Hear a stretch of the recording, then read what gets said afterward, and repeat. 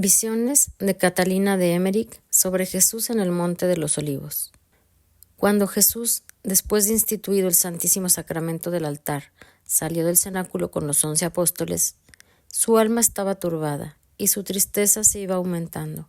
Condujo a los 11 por un sendero apartado al valle de Josafat. Cuando estuvieron delante de la puerta, yo vi la luna, que aún no estaba del todo llena, levantarse sobre la montaña. El Señor, andando con ellos en el valle, les dijo que volvería a este sitio a juzgar al mundo, que entonces los hombres temblarían y gritarían: «¡Montes, cubridnos!». Sus discípulos no le comprendieron y creyeron lo que le sucedió con frecuencia en esta misma noche, que la debilidad y la fatiga la hacían delirar. Les dijo también: «Esta noche seréis escandalizados por causa mía, pues está escrito: yo heriré al pastor y las ovejas serán dispersadas. Pero cuando resucite, os precederé en Galilea». Los apóstoles conservaban aún algo de entusiasmo y del recogimiento que les había comunicado la Santa Comunión y los discursos solemnes y afectuosos de Jesús. Le rodeaban, pues, y le expresaban su amor de diversos modos, protestando que jamás lo abandonarían. Pero Jesús continuó hablándoles en el mismo sentido y dijo: «Pedro, aunque todos se escandalizaran por tu causa, yo jamás me escandalizaré». El Señor le predijo que antes que el gallo cantara lo negaría 3 veces. Y Pedro insistió de nuevo y le dijo: «Aunque tenga que morir contigo, nunca te negaré». Y la tristeza de Jesús se aumentaba cada vez más. Querían ellos consolarlo de un modo puramente humano, asegurándole que lo que preveía no sucedería. Y comenzaron a dudar y vino sobre ellos la tentación. Atravesaron el torrente Cedrón, no por el puente a donde fue conducido preso Jesús más tarde, sino por otro, pues habían dado un rodeo. Getsemaní, a donde se dirigían, está a media legua del cenáculo. Desde el cenáculo hasta la puerta del valle de Josafat hay un cuarto de legua y otro tanto desde allí hasta Getsemaní. Este sitio, donde Jesús en los últimos días había pasado algunas noches con sus discípulos, se componía de varias casas vacías y abiertas, y de un gran huerto rodeado de un seto, donde no había más que plantas y de adornos y árboles frutales. Los apóstoles y algunas otras personas tenían una llave de este huerto, que era un lugar de recreo y de oración. Había en él chozas de follaje, donde permanecieron 8 días algunos apóstoles, a los cuales se juntaron más tarde otros discípulos. El huerto de los olivos estaba separado del de Getsemaní por un camino. Franco al paso cercábalo solo una tapia baja y era más pequeño que el de Getsemaní. Había en él grutas, terraplenes y muchos olivos, y fácilmente se encontraban sitios a propósito para la oración y para la meditación. Jesús fue a orar al más retirado de todos. Eran cerca de las 9 cuando Jesús llegó a Getsemaní con sus discípulos. La tierra estaba todavía oscura, pero la luna esparcía ya su luz en el cielo. Jesús estaba triste y anunciaba la proximidad del peligro. Los discípulos parecían sobrecogidos, y Jesús dijo a 8 de los que le acompañaban que se quedasen en el huerto de Getsemaní, mientras él se iba a orar. Llevó consigo a Pedro, Juan y Santiago, y entró en el huerto de los olivos. Estaba sumamente triste, pues el tiempo de la prueba se acercaba. Juan le preguntó cómo él, que siempre los había consolado, podía estar tan abatido. «Mi alma está triste hasta la muerte», respondió Jesús, y veía por todos lados la angustia y la tentación acercarse como nubes cargadas de figuras terribles. Entonces dijo a los 3 apóstoles: «Quedaos ahí, velad y orad conmigo, para no caer en tentación». Jesús bajó un poco a la izquierda y se ocultó bajo un peñasco en una gruta de 6 pies de profundidad, encima de la cual estaban los apóstoles en una especie de hoyo. El terreno iba en declive poco a poco en esta gruta, y las plantas asidas al peñasco formaban una especie de cortina en la entrada, de modo que no podía ser visto. Cuando Jesús se separó de los discípulos, vio a su alrededor un círculo de figuras horrendas que lo estrechaban cada vez más. Su tristeza y su angustia se aumentaban. Penetró temblando en la gruta para orar, como un hombre que busca abrigo contra la tempestad, pero las visiones amenazadoras lo seguían y cada vez eran más fuertes.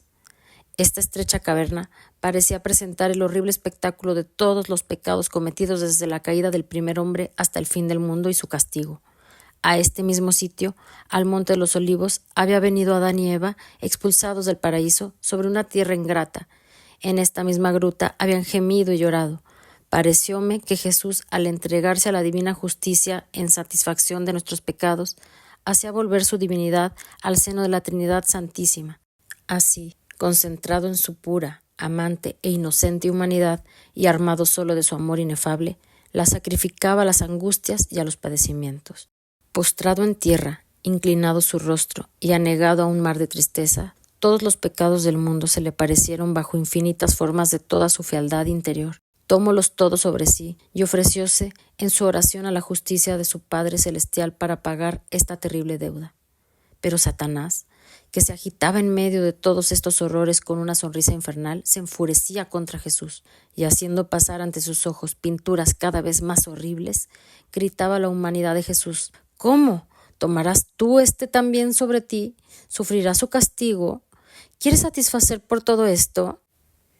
Salió empero del cielo un rayo semejante a una vía luminosa. Era un ejército de ángeles que bajaban hasta Jesús, y vi que lo animaban y confortaban. El resto de la gruta estaba lleno de las horrendas visiones de nuestros crímenes. Jesús los tomó todos sobre sí, pero su corazón, lleno del más perfecto amor de Dios y de los hombres, estaba cruelmente angustiado bajo el peso de tanta abominación. Cuando esa multitud de crímenes pasó sobre su alma como un océano, Satanás le suscitó como en el desierto tentaciones innumerables. Se atrevió a presentar contra el Salvador una serie de acusaciones diciéndole: ¿Cómo? ¿Tú quieres tomar todo esto sobre ti? ¿Tú que no eres puro? Y entonces, con una imprudencia infernal, le hacía inculpaciones imaginarias. Le atribuía las faltas de sus discípulos, los escándalos que había dado, la perturbación causada en el mundo renunciando a los usos antiguos. Satanás se hizo el fariseo más hábil y más severo. Le reprendió el haber sido la causa de las degollaciones de los inocentes, así como de los padecimientos de sus padres en Egipto, el no haber salvado a Juan Bautista de la muerte, el haber desunido familias y protegido hombres infames, el no haber curado a muchos enfermos, el haber causado perjuicios a los habitantes de Gergesa, permitiendo a los poseídos entrar en sus cubas y a los demonios precipitar sus cerdos en el mar, el haber abandonado su familia y dilapidado los bienes de su prójimo. En una palabra, Satanás presentó delante del alma de Jesús para turbarlo todo lo que hubiera reprochado en el momento de la muerte a un hombre ordinario que perpetrara todas estas acciones sin un motivo superior, pues le había sido ocultado que Jesús fuese el Hijo de Dios, y lo tentaba como si fuese solo el más justo de los hombres. Nuestro divino Salvador dejó predominar tanto en él su santa humanidad, que quiso sufrir las tentaciones que asaltan al hombre justo en la muerte. Para beber todo el cáliz de agonía, permitió que el espíritu malo tentara a su humanidad como podría tentar a un hombre que quisiera atribuir a sus buenas obras un valor propio, además del que pueden tener por los méritos de Jesús. No hubo una de esas acciones que no le sirviera de acusación, y entre otras cosas, le acusó de haber recibido de Lázaro y de haber malgastado el precio de la propiedad de María Magdalena en Magdalum. Entre los pecados del mundo que pesaban sobre el Salvador, yo vi también los míos, y del círculo de tentaciones que lo rodeaban, vi salir hacia mí como un río en donde todas mis culpas me fueron presentadas. Mientras tanto, tenía los ojos siempre fijos en mi esposo celestial. Gemía, lloraba con él, y con él me volvía hacia los ángeles consoladores. El Señor se retorcía como un gusano bajo el peso de su dolor y de sus angustias, mientras Satanás le abrumaba con tales inculpaciones. Apenas podía yo refrenar mi cólera, pero cuando habló de la venta de la posesión de Magdalena, no pude contenerme y le dije: ¿Cómo te atreves a reprochar como un pecado la venta de esa propiedad? Yo misma he visto al Señor emplear esta cantidad que le dio Lázaro en obras de misericordia, en rescatar en Tirsa a 27 pobres presos por deudas. Al principio, Jesús estaba arrodillado y oraba con serenidad, pero después su alma se horrorizó al aspecto de los crímenes innumerables de los hombres y de su ingratitud para con Dios. Sintió un dolor tan vehemente que exclamó diciendo: Padre mío, si es posible, aleja de mí este cáliz. Después se acogió y dijo: que tu voluntad se haga y no la mía. Su voluntad era la del Padre, pero abandonado en su amor a las debilidades de la humanidad, temblaba al aspecto de la muerte. Yo vi la caverna llena de formas espantosas, Vi todos los pecados, toda la malicia, todos los vicios, todos los tormentos, todas las ingratitudes que le oprimían. El espanto de la muerte, el terror que sentía como hombre al aspecto de los padecimientos expiatorios, le asaltaban bajo la figura de espectros horrendos. Sus rodillas vacilaban, juntaba las manos, inundándole el sudor, y se estremecía de horror. Por fin se levantó. Trémulas sus rodillas apenas podían sostenerlo. Tenía la fisonomía descompuesta y estaba desconocido, pálido los labios y erizados los cabellos. Eran cerca de las 10 cuando se levantó y temblando, cayéndose cada paso, bañado en un sudor frío, fue a donde estaban los 3 apóstoles. Subió a la izquierda de la gruta, al sitio donde éstos se habían quedado dormidos, rendidos de fatiga y de tristeza y de inquietud. Jesús vino a ellos como un hombre cercano de angustias, a quien el temor obliga a recurrir a sus amigos, y semejante al buen pastor que, avisado de un peligro próximo, viene a visitar su rebaño amenazado, pues no ignoraba que ellos también estaban en la angustia y en la tentación. Las terribles visiones le asediaban implacables en este corto camino. Hallándolos dormidos, juntó las manos, cayó junto a ellos lleno de tristeza y de inquietud y dijo: «Simón, ¿duermes?». Despertáronse al punto, se levantaron y díjoles en su abandono: «¿No podíais velar una hora conmigo?». Cuando le vieron descompuesto, pálido, temblando, empapado en sudor, cuando oyeron su voz alterada y casi extinguida, no supieron qué pensar, y si no se les hubiera parecido rodeado de una luz radiante, lo hubiesen desconocido. Juan le dijo: «Maestro, ¿qué tienes? ¿Debo llamar a los otros discípulos? ¿Debemos huir?». Jesús respondió: «Si viviera, enseñara y curara todavía 33 años, no bastaría para cumplir lo que tengo que hacer de aquí a mañana. No llames a los otros 8. He los dejado ahí porque no podían verme en esta miseria sin escandalizarse. Caerían en tentación, olvidarían mucho y dudarían de mí, porque verían al Hijo del Hombre transfigurado y también en su oscuridad y desamparo.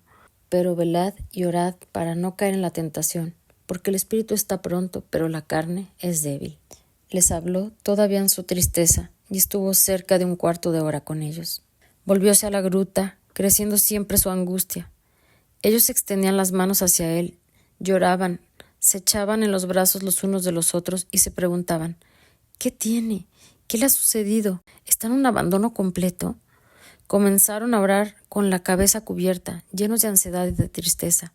Todo lo que acabo de decir ocupó el espacio de 1 hora y media desde que Jesús entró en el huerto de los Olivos. En efecto, dice en la Escritura: «No habéis podido velar 1 hora conmigo», pero esto no debe entenderse a la letra, y según nuestro modo de contar. Los 3 apóstoles que estaban con Jesús habían orado primero, después se habían dormido, porque habían caído en la tentación por falta de confianza.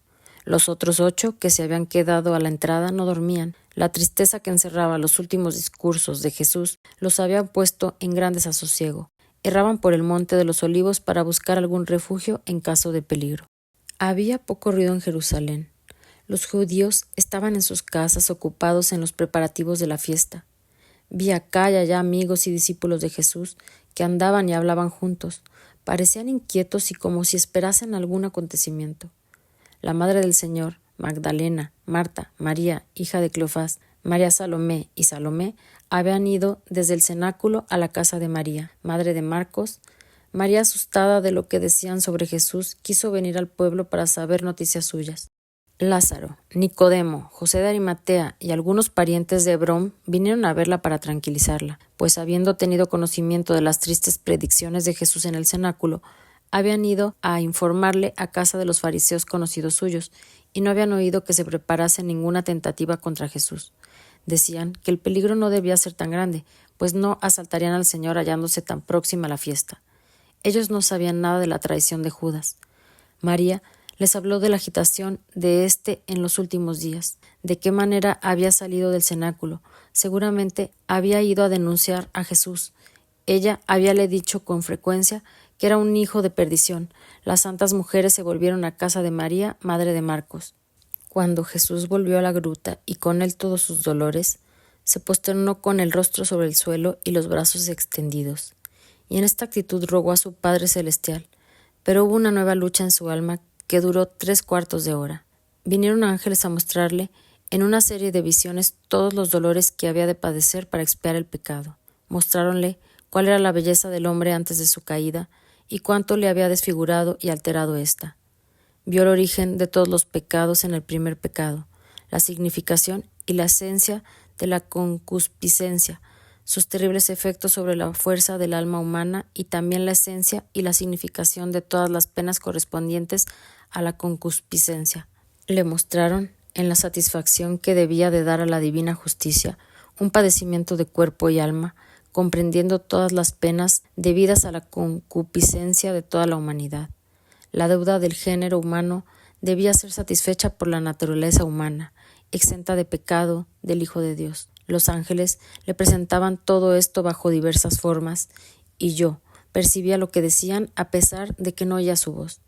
Ningún lenguaje puede expresar el dolor y el espanto que sobresaltaron el alma de Jesús a la vista de estas terribles expiaciones. El horror de esta visión fue tal que un sudor de sangre salió de todo su cuerpo. Mientras la humanidad de Jesucristo estaba sumergida en esta inmensidad de padecimientos, noté en los ángeles un movimiento de compasión. Hubo un punto de silencio. Parecióme que deseaban ardientemente consolarle y que por eso oraban ante el trono de Dios. Hubo como una lucha de un instante entre la misericordia y la justicia de Dios y el amor que se sacrificaba. Una imagen de Dios fueme presentada, no como tantas veces sobre un trono, sino en forma luminosa. Yo vi la naturaleza divina del Hijo en la persona del Padre y cómo, retirada de su seno, la persona del Espíritu Santo procedía del Padre y del Hijo. Estaba como entre ellos y sin embargo no formaba más que un solo Dios. Pero eso es indecible. Tuve más bien un sentimiento interno que una visión con formas distintas. Me pareció que la voluntad divina del Hijo se retiraba del Padre para dejar caer sobre su humanidad todos los padecimientos que la voluntad humana de Jesús pedía a su Padre que alejara de él. Vi esto en el momento de la compasión de los ángeles, cuando desearon consolar a Jesús, y en efecto recibió en ese instante algún alivio. Entonces todo desapareció y los ángeles abandonaron al Señor, cuya alma iba a sufrir nuevas acometidas. Cuando el Salvador, en el Monte de los Olivos, quiso poner a prueba y dominar esta violenta repugnancia de la naturaleza humana contra el dolor y la muerte, que hace parte de todo padecimiento, fue permitido al tentador hacer con él lo que hace con el hombre que quiere sacrificarse por una causa santa. En la primera agonía, Satanás presentó al Señor la enormidad de la deuda que quería satisfacer y llevó la audacia hasta buscar culpas en las obras mismas del Salvador. En la segunda agonía, Jesús vio en toda su extensión y su asertividad el padecimiento expiatorio necesario para satisfacer a la justicia divina. Esto le fue presentado por los ángeles, pues no pertenece a Satanás hacer ver que la expiación es posible. El padre de la mentira y de la desesperación no puede mostrar las obras de la misericordia divina. Jesús, que había resistido victoriosamente a todos estos combates por su abandono completo a la voluntad del Padre Celestial, hubo de verse aún estrechado en un nuevo círculo de horribles visiones que le fueron presentadas. La duda y la inquietud que preceden al sacrificio en el nombre que se ofrece por víctima asaltaron el alma del Señor, que se hizo esta terrible pregunta: ¿cuál será el fruto de este sacrificio? Y el cuadro más terrible vino a oprimir su amante corazón. Cuando Dios creó el primer Adán, le envió un sueño, abrió su costado, tomó una de sus costillas, hizo a Eva, su mujer, la madre de todos los vivos, la condujo delante de Adán, y éste dijo: «Esta es la carne de mi carne y el hueso de mis huesos». El hombre dejará a su padre y a su madre para unirse a su mujer, y serán los dos una sola carne. Este fue el casamiento del cual está escrito: este sacramento es grande en Jesucristo y en su Iglesia. Jesucristo, el nuevo Adán, quería también dejar venir sobre él el sueño, el de la muerte sobre la cruz. Quería también dejar abrir su costado, a fin de que la nueva Eva, su esposa virginal, la Iglesia, madre de todos los vivos, fuera formada. Quería darle la sangre de su redención, el agua de la purificación y su espíritu, las tres cosas que dan testimonio sobre la tierra, y quería darle los sacramentos santos para que fuera una esposa pura, santa y sin mancha. Quería ser su cabeza, nosotros debíamos ser sus miembros sometidos a la cabeza, el hueso de sus huesos, la carne de su carne. Al tomar la naturaleza humana y para sufrir la muerte por nosotros, dejó también a su padre y a su madre y se unió a su esposa la Iglesia. Se ha hecho una sola carne con ella, alimentándola con el Santísimo Sacramento del altar. en donde se une continuamente con nosotros. Quería estar en la tierra con la Iglesia hasta que fuéramos todos reunidos con ella por medio de Él, y ha dicho: las puertas del infierno no prevalecerán contra ella. A fin de ejercer este amor inconmensurable para los pecadores, el Señor se hizo hombre y hermano de estos mismos pecadores para tomar sobre sí el castigo debido a todos sus crímenes. Había visto con grande tristeza la inmensidad de esta deuda y la de los padecimientos que debían satisfacer por ella, y sin embargo se había abandonado gustoso como víctima expiatoria a la voluntad de su Padre. Pero ahora veía los combates, las heridas y los dolores de su esposa celestial. Veía, en fin, la enorme ingratitud de los hombres. Apareciéronse a los ojos de Jesús todos los padecimientos futuros de sus apóstoles, de sus discípulos y de sus amigos. Vio a la iglesia primitiva tan pequeña y a medida que iba creciendo, vio las herejías y los sistemas asaltarla en ruda irrupción y renovar la primera caída del hombre por el orgullo y la desobediencia. Vio la frialdad, la corrupción y la malicia de un número infinito de cristianos, la mentira y la astucia de todos los doctores orgullosos, los sacrilegios de todos los sacerdotes viciosos, las funestas consecuencias de todos estos actos, la abominación y la desolación en el reino de Dios, en el santuario de esta ingrata humanidad que Él quería rescatar con su sangre al precio de padecimientos indecibles. Vio los escándalos de todos los siglos hasta nuestro tiempo y hasta el fin del mundo, todas las formas de error, del fanatismo furioso y de la malicia, todos los apóstatas, los herejes, los reformadores con la apariencia de santos, los corruptores y los corrompidos lo ultrajaban y lo atormentaban como si a sus ojos no hubiera sido bien crucificado, no habiendo sufrido como ellos lo entendían o se lo imaginaban, y todos rasgaban el vestido inconsutil de la Iglesia, muchos lo maltrataban y lo insultaban, lo renegaban. Muchos, al oír su nombre, alzaban los hombros y meneaban la cabeza en señal de desprecio, evitaban la mano que les tendía y volvían al abismo donde estaban sumergidos.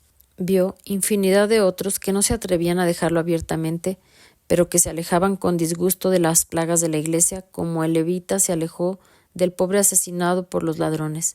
Se alejaban de su esposa herida, como hijos cobardes y sin fe abandonan a su madre cuando llega la noche, cuando vienen los malhechores a los cuales la negligencia o la malicia ha abierto la puerta.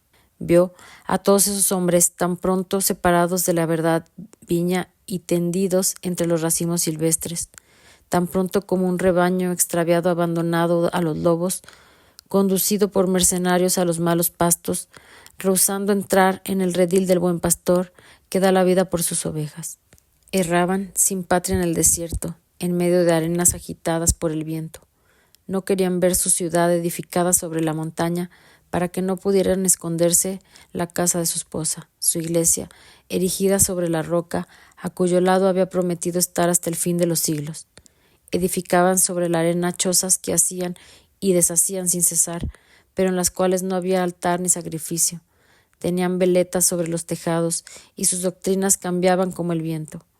Por eso estaban en contradicción los unos con los otros. No podían entenderse y jamás conservaban posición fija. Con frecuencia destruían sus chozas y lanzaban los escombros contra la piedra angular de la iglesia, que estaba inmóvil. Viviendo muchos de ellos en las tinieblas, no venían hacia la luz puesta en el candelero en la casa de la esposa, pero andaban con los ojos cerrados en los jardines de la iglesia, no viviendo más que de los perfumes que se exhalaban de ella. Tendían los brazos hacia ídolos nebulosos y seguían a los astros errantes que los conducían a pozos sin agua. En el borde del precipicio no querían escuchar a la esposa que los llamaba y, devorados por el hombre, se reían con insultante piedad de los servidores y de los mensajeros que los convidaban al festín nupcial. No querían entrar en el jardín, pues temían las espinas del seto. Satisfechos de sí mismos, no tenían ni trigo para el hambre ni vino para la sed, y ofuscados con su propia luz, apellidaba invisible a la iglesia del Verbo humano. Jesús los vio a todos, lloró por ellos, quiso sufrir por todos los que no lo ven y que no quieren llevar su cruz con él a la ciudad edificada sobre la piedra, a la cual se ha dado en el Santísimo Sacramento y contra la cual las puertas del infierno no prevalecerán nunca. Jesucristo, el Hijo del Hombre, luchaba y juntaba las manos. Caía como abrumado entre sus rodillas, y su voluntad humana libraba un combate tan terrible contra la repugnancia de sufrir tanto por una raza tan ingrata, que el sudor de sangre caía de su cuerpo a gotas sobre el suelo. En medio de su abandono, miraba alrededor como para hallar socorro, y parecía tomar el cielo, la tierra y los astros del firmamento como testigos de sus padecimientos. Jesús elevó la voz y dio gritos dolorosos. Los 3 apóstoles se despertaron, escucharon y quisieron ir hacia él. Pero Pedro detuvo a los otros 2 y dijo: «No os mováis, yo voy a él». Lo vi correr y entrar en la gruta exclamando: «Maestro, ¿qué tienes?», y se quedó temblando a la vista de Jesús, ensangrentado y aterrorizado. Jesús no le respondió y no hizo caso de él. Pedro se volvió con los otros y les dijo que el Señor no le había respondido y que no hacía más que gemir y suspirar. Su tristeza se aumentó, cubriéndose la cabeza, y lloraron orando. Volví hacia mi esposo celestial en su dolorosa agonía. Las imágenes horrendas de la ingratitud de los hombres futuros, cuya deuda tomaba sobre sí, eran cada vez más terribles. Muchas veces le oí gritar: «Padre mío, ¿es posible que he de sufrir por estos ingratos? Oh Padre mío, si este cáliz no se puede alejar de mí, que tu voluntad se haga y no la mía». En medio de todas esas apariciones, yo veía a Satanás moverse debajo diversas formas horribles, que representaban diferentes especies de pecados. Tan pronto aparecía como un hombre negro, tan pronto bajo la figura de tigre, tan pronto bajo la de una zorra, de un lobo, de dragón, de serpiente. No era precisamente la forma misma de estos animales, sino solo el principal carácter de su naturaleza, mezclado con otras formas horrendas. No tenían nada semejante a una criatura completa. Eran solo símbolos de abominación, de discordia, de contradicción, de pecado, en fin, formas de demonio. Estas figuras diabólicas empujaban, arrastraban, laceraban a los ojos de Jesús una multitud de hombres por cuya redención entraba en el camino doloroso de la cruz. Al principio vi rara vez la serpiente, después la vi aparecer con una corona en la cabeza. Su tamaño era monstruoso, su fuerza parecía desmedida y llevaba contra Jesús innumerables legiones de todos los tiempos, de todas las razas, armadas de toda especie de instrumentos de destrucción. Combatían alguna vez las unas contra las otras y después se volvían contra el Salvador con rabia. Era un horrible espectáculo, pues lo llenaban de ultrajes, de maldiciones, lo herían, lo golpeaban. Sus armas, sus espadas, sus palos iban y venían sin cesar, cayendo sobre el grano de trigo celeste, descendido sobre la tierra para morir, a fin de alimentar eternamente a todos los hombres con el pan de vida. En medio de esas legiones furiosas, de las cuales algunas me parecían compuestas de ciegos, Jesús estaba herido como si realmente hubiera experimentado sus golpes. Vacilante en extremo, tan pronto se levantaba como caía, y la serpiente, en medio de esa multitud que gritaba sin cesar contra Jesús, bate acá y allá con su cola, desollando a todos los que derribaba. Entonces me fue revelado que estos enemigos del Salvador eran los que maltrataban a Jesucristo, cuya presencia es real en el Santísimo Sacramento. Reconocí entre ellos todas las especies de profanadores de la Sagrada Eucaristía. Yo vi con horror todos esos ultrajes, desde la irreverencia, la negligencia, la omisión, hasta el desprecio, el abuso y el sacrilegio, desde la adhesión a los ídolos del mundo, a las tinieblas y a la falsa ciencia, hasta el error, la incredulidad, el fanatismo y la persecución. Vi entre estos hombres a ciegos, paralíticos, sordos, mudos y aún niños, ciegos que no querían ver la verdad, paralíticos que no querían andar en ella, sordos que no querían oír sus avisos y amenazas, mudos que no querían combatir por ella con la espada de la palabra, niños perdidos por causa de padres o maestros mundanos y olvidados de Dios, mantenidos con deseos terrestres, llenos de una vana sabiduría y alejados de las cosas divinas. Entre estos últimos, cuya vista me afligió más porque Jesús amaba a los niños, vi muchos de estos de coro, irreverentes, que no honraban a Jesucristo en las santas ceremonias en las que toman parte. Vi con espanto muchos sacerdotes, algunos reputados como llenos de piedad y de fe, maltratar también a Jesucristo en el Santísimo Sacramento. A muchos vi que creían y enseñaban la presencia de Dios vivo en el Santísimo Sacramento, pero no lo tomaban con bastante calor y eficacia, pues olvidaban y descuidaban el palacio, el trono, lugar de Dios divino y vivo, es decir, la Iglesia. El altar, el tabernáculo, el cáliz, la custodia, los ornamentos, en fin, todo lo que sirve al uso y al decoro de la Iglesia de Dios. todo estaba abandonado, todo se perdía en el polvo y la inmundicia, y el culto divino estaba, si no profanado interiormente, a lo menos deshonrado en lo exterior. Todo esto no era del fruto de una pobreza verdadera, sino de la indiferencia, de la pereza, de la preocupación de vanos intereses terrestres y algunas veces del egoísmo y de la muerte interior, pues vi negligencias iguales en iglesias ricas o a lo menos acomodadas. Vi otras muchas, a donde un lujo mundano había reemplazado los magníficos ornamentos de una época más piadosa.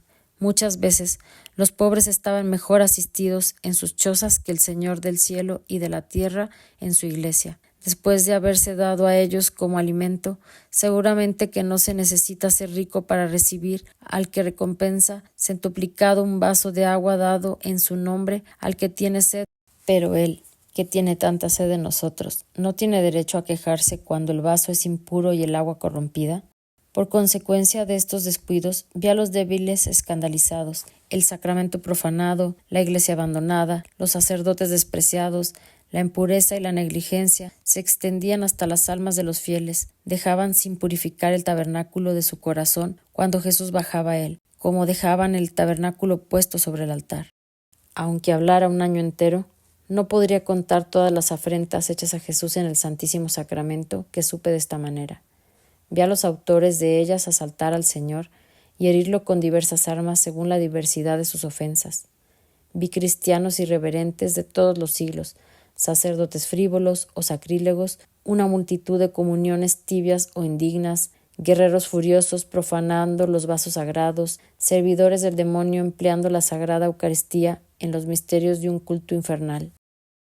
Vi entre ellos gran número de doctores, esclavos de la herejía de sus pecados, atacando a Jesucristo en el Santísimo Sacramento de su Iglesia y arrancando de su corazón por medio de sus seducciones una multitud de hombres por los cuales había vertido su sangre. ¡Qué espectáculo tan doloroso! Yo veía a la Iglesia como el cuerpo de Jesús y una multitud de hombres que se separaban de ella y que rasgaban y arrancaban en pedazos enteros su carne viva. Jesús los miraba con ternura y gemía al verlos perderse. Él se había dado a nosotros por alimento en el Santísimo Sacramento a fin de juntar en un solo cuerpo, el de la Iglesia, su esposa, a los hombres separados y divididos a lo infinito, se veía despedazado en ese mismo cuerpo, pues su principal obra de amor, la Eucaristía, a donde todos los hombres debían consumirse en la unidad, se convertía por la malicia de los falsos doctores en piedra de choque y separación. Vi de este modo pueblos enteros arrancados de su seno y privados de participación en el tesoro de la gracia legado de la Iglesia. Por fin, vi todos los que estaban separados de ella sumergidos en la incredulidad, la superstición, la herejía, la falsa filosofía mundana.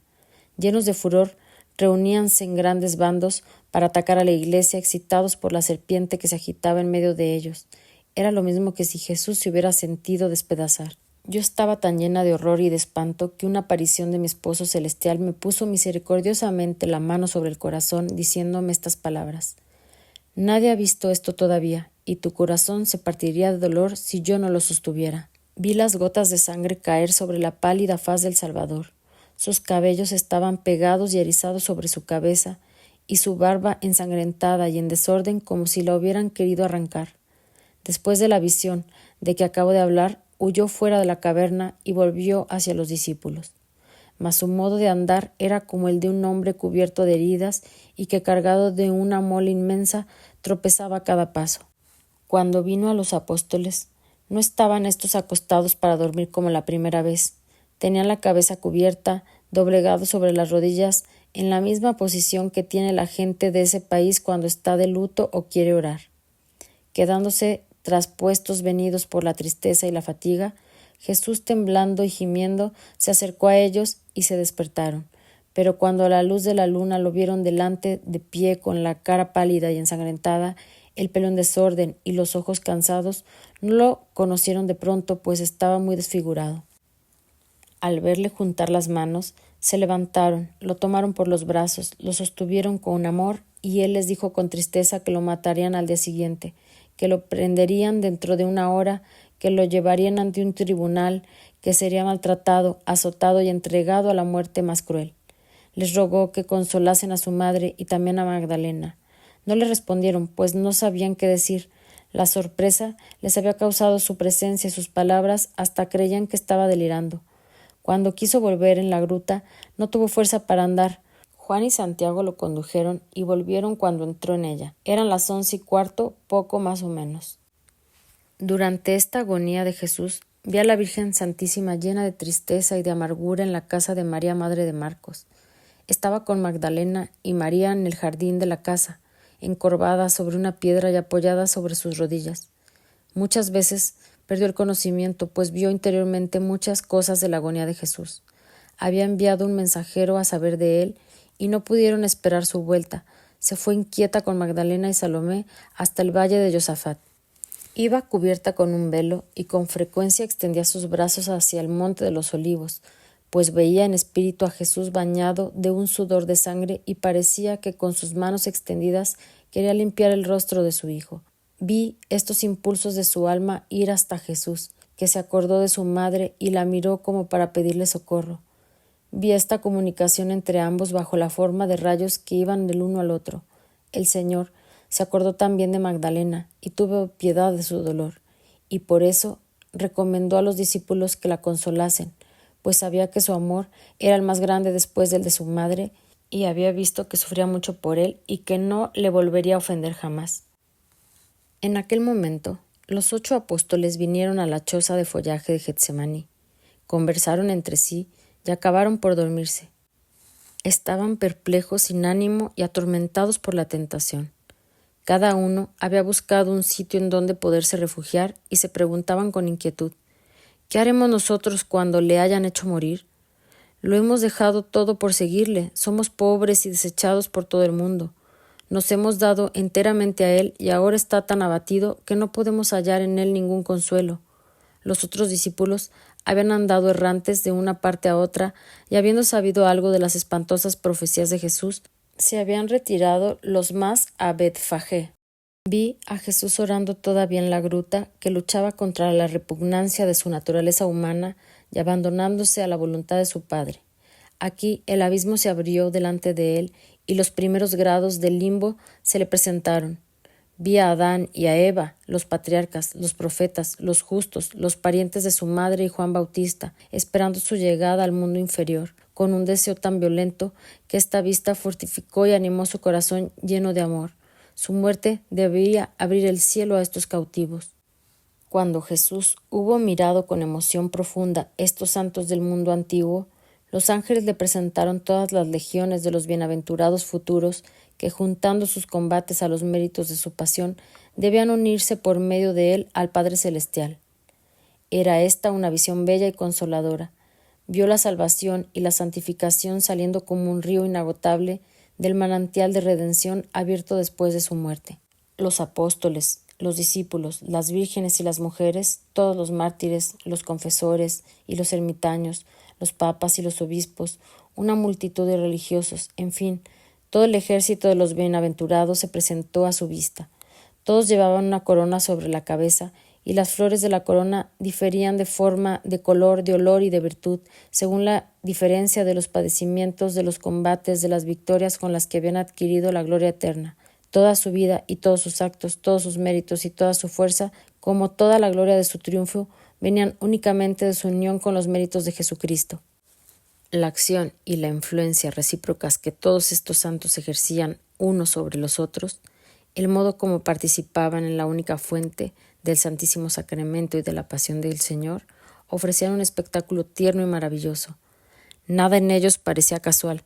Sus obras, su martirio, sus victorias, su apariencia y sus vestidos, todo, aunque bien diverso, se confundía en una armonía y unidad infinitas, y esta unidad en la diversidad era producida por rayos de un sol único, por la pasión del Señor Jesús, del Verbo hecho hombre, en quien estaba la vida, la luz de los hombres que brilla en las tinieblas y que las tinieblas no han comprendido. Era la comunión de los santos futuros que pasaba ante el Espíritu del Salvador, el cual estaba entre ellos los deseos de los patriarcas y el ejército triunfante de los bienaventurados futuros. Estas dos muchedumbres, completándose la una a la otra, rodaban el corazón amante del Redentor como una corona. Este espectáculo tierno dio al alma de Jesús un poco de alivio y de fuerza. Amaba tanto a sus hermanos y a sus criaturas que hubiera aceptado gustoso todos los padecimientos que iba a sufrir por la redención de una sola alma. Como estas visiones se referían a lo futuro, estaban a cierta altura. Pero estas imágenes consoladoras desaparecieron y los ángeles le presentaron su pasión que se acercaba. Vi todas las escenas presentarse delante de mí, desde el beso de Judas hasta las últimas palabras sobre la cruz. Yo vi allí todo lo que veo en mis meditaciones de la pasión: la traición de Judas, la huida de los discípulos, insultos delante de Anás y de Caifás, la apostasía de Pedro, el tribunal de Pilatos, los denuestos de Herodes, los azotes, la corona de espinas, la condenación a muerte, el camino de la cruz, el sudario de la Verónica, la crucifixión, los ultrajes de los fariseos, los dolores de María, de Magdalena y de Juan, la abertura del costado, en fin, todo le fue presentado con las más pequeñas circunstancias. Aceptólo todo voluntariamente y a todo se sometió por amor de los hombres. Vio y sintió también el dolor actual de su madre, a quien la unión interior con sus padecimientos había hecho caer sin sentidos en los brazos de sus amigas. Al fin de las visiones sobre la pasión, Jesús cayó sobre su rostro como un moribundo. Los ángeles desaparecieron, el sudor de sangre corrió con más abundancia y atravesó sus vestidos. La más profunda oscuridad reinaba en la gruta. Yo vi un ángel bajar hacia Jesús. Era mayor, mucho más parecido a un hombre que los que había visto antes. Estaba vestido como un sacerdote y traía en sus manos un pequeño cáliz semejante al de la última cena. En la boca de este cáliz se veía una cosa ovalada del grueso de una haba, que esparcía una luz rojiza. El ángel, sin bajar hasta el suelo, extendió la mano derecha hacia Jesús, que se enderezó. Le metió en la boca este alimento misterioso y le dio de beber en el pequeño cáliz luminoso y después desapareció. Habiendo Jesús aceptado libremente el cáliz de sus padecimientos y recibido nueva fuerza, estuvo todavía algunos minutos en la gruta en meditación tranquila, dando gracias a su Padre Celestial. Estaba todavía afligido, pero confortado naturalmente hasta el punto de poder ir al sitio donde estaban los discípulos sin caerse y sin sucumbir bajo el peso de su dolor. Estaba pálido como siempre, pero su paso era firme. Habíase limpiado la cara con un sudario y compuesto los cabellos que le caían sobre las espaldas, empapados en sangre. Cuando Jesús llegó a sus discípulos, estaban estos acostados como la primera vez, tenían la cabeza cubierta y dormían. El Señor les dijo que no era tiempo de dormir, que debían despertarse y orar. «Ved aquí la hora en que el Hijo del Hombre será entregado en manos de los pecadores», les dijo. «Levantaos y andemos. El traidor está cerca. Más le valdría no haber nacido». Los apóstoles se levantaron asustados, mirando alrededor con inquietud. Cuando se serenaron un poco, Pedro dijo con animación: «Maestro, voy a llamar a los otros para que te defendamos». Pero Jesús le mostró a cierta distancia del valle el lado opuesto del torrente de Cedrón, una tropa de hombres armados que se acercaban con faroles, y le dijo que uno de ellos le había denunciado. Les habló todavía con serenidad, les recomendó consolar a su madre y les dijo: «Vamos a su encuentro, me entregaré sin resistencia en manos de mis enemigos». Entonces salió del huerto de los olivos con sus 3 discípulos y vino al encuentro de los soldados en el camino que estaba entre aquél y Getsemaní. Cuando la Virgen Santísima volvió en sí entre los brazos de Magdalena y de Salomé, algunos discípulos que habían visto acercarse los soldados vinieron a ella y la llevaron a casa de María, madre de Marcos. Los soldados tomaron un camino más corto que el que había seguido Jesús viniendo del cenáculo. La gruta en que Jesús acababa de orar no era la misma donde tenía costumbre de hacerlo en el Monte de los Olivos. Iba ordinariamente a otra más lejos, en donde un día, después de haber maldecido a la higuera estéril, había orado en suma aflicción, extendidos los brazos y recostado sobre una piedra. Las huellas de su cuerpo y de sus manos quedaron estampadas en la piedra y fueron veneradas más tarde, pero ya no se sabía en qué ocasión hubo de verificarse este prodigio.